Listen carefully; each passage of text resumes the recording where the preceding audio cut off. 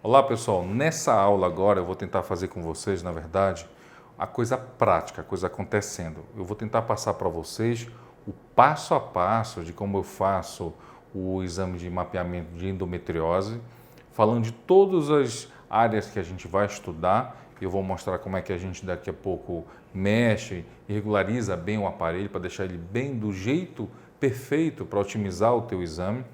E aqui a gente vai começar naquele passo a passo que eu falei para vocês.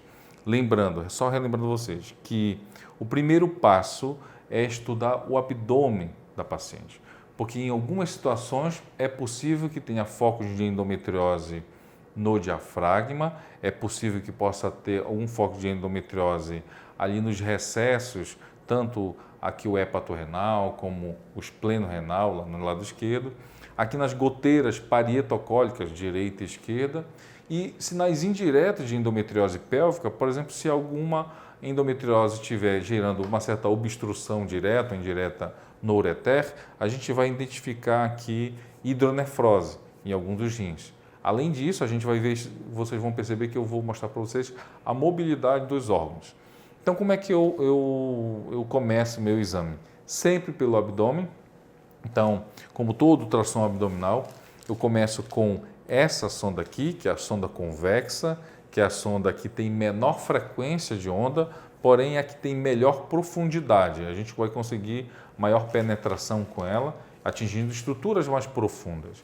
Então, aqui eu pego o gel normalmente, por exemplo, esses aparelhos mais modernos, ele tem o próprio aquecedor de gel, isso gera um conforto para a paciente, a sala de ultrassonografia normalmente é um ambiente mais frio, então eu exatamente já tiro o gel do aquecedor, coloco uma camada de gel aqui no transdutor, que é o que vai exatamente tirar esse ar entre os cristais aqui do transdutor, que são aqueles cristais piezoelétricos que eu comentei com vocês, e exatamente a pele da paciente. Isso é um princípio do ultrassom, nunca demais é relembrar todos vocês sobre isso.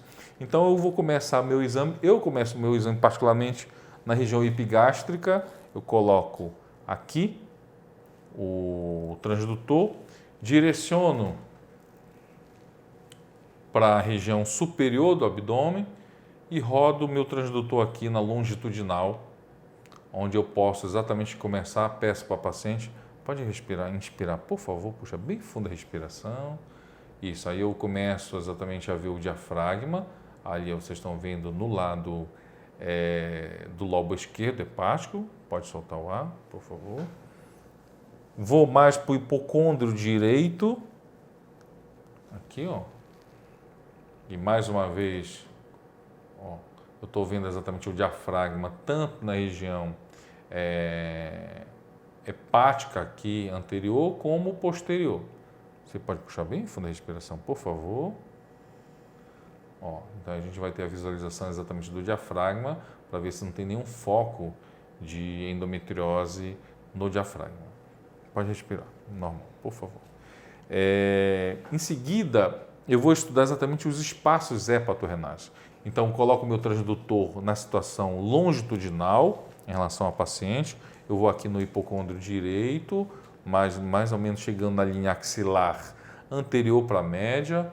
Peço para ela puxar fundo a respiração. Você puxa, inspira bem fundo, por favor. Ó, e aí eu vou ter exatamente a visualização do espaço hepatorrenal, o espaço de Morrison. Veja se não tem nenhum foco de endometriose lá. E também percebo, pode respirar normalmente. Vou pedir para você inspirar e expirar. Por favor. Isso, pode inspirar, pode expirar. Eu peço isso para o paciente porque nesse momento eu estou avaliando exatamente a mobilidade entre os órgãos, entre o fígado e o rim e as alças intestinais. Quando se tem aderência, você vai sentir uma certa rigidez nessa mobilidade, como não vejo nesse caso aqui. Evidente, é uma paciente, a princípio, sem endometriose. Vou para o espaço do lado esquerdo, então coloco novamente meu transdutor na longitudinal, venho aqui para o hipocôndrio esquerdo, vou direcionando para a linha axilar média, agora para a posterior. Então, eu vou ter acesso ao espaço, ao recesso espleno-renal, vejo que não tem foco de endometriose e faço a manobra da respiração Você puxa a respiração, por favor.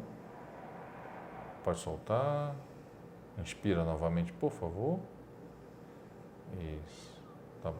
E vocês estão vendo que eu estou avaliando exatamente a mobilidade. E nesse momento, tanto no lado direito quanto no lado esquerdo, eu avalio se tem ou não tem a hidronefrose. Se não tem. Esse exame não é um exame que a gente vai fazer diagnóstico de patologias renais. É claro, eu confesso a vocês que quando eu vejo um cálculo, vejo alguma alteração, uma má rotação, eu descrevo no meu laudo. Já que eu estou olhando o rim, eu coloco no meu laudo. Assim como quando eu estou analisando o diafragma, eu vou ter a visibilização do fígado. Então, se tiver um hemangioma, tiver alguma alteração hepática, eu também descrevo no meu laudo como acaba se tornando um diferencial quando você. Por isso que eu digo, quem faz o mapeamento tem que conhecer também a questão do ultrassom abdominal. Porque não é porque é mapeamento que você não vai fazer uma análise básica. Não é o objetivo principal. Mas se você puder acrescentar isso à tua análise, isso te traz um diferencial com certeza. Bom, e então para encerrar a investigação praticamente do abdômen, eu acrescento o gel novamente e vou estudar exatamente as goteiras parietocólicas. Aí nesse momento eu coloco o transdutor na transversal em relação ao paciente e vou aqui exatamente, passando para estudar aqui essa área, que é exatamente entre a parede abdominal, as alças intestinais. Vou passando bem delicadamente, estudando toda a goteira parietocólica. Direita, vou novamente na transversal, para a goteira parietocólica esquerda, também procurando aqui alguma lesão nessa região. Por último, para o estudo do abdômen, a paciente bebeu um pouquinho de água, eu coloco aqui para olhar a bexiga e peço, você puxa bem fundo a respiração, por favor, você, aí prende, por favor, isso. E aí vocês estão vendo que dá para eu estudar exatamente os jatos ureterais nesse momento. Pode respirar, por favor. Tenta estufar um pouquinho a barriga. Esse é um macete bom para passar para vocês. A gente pedir para ela estufar, tenta estufar a barriga, estufa.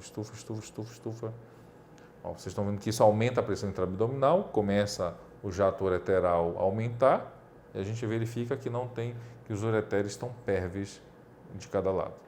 Tá ok, pode relaxar.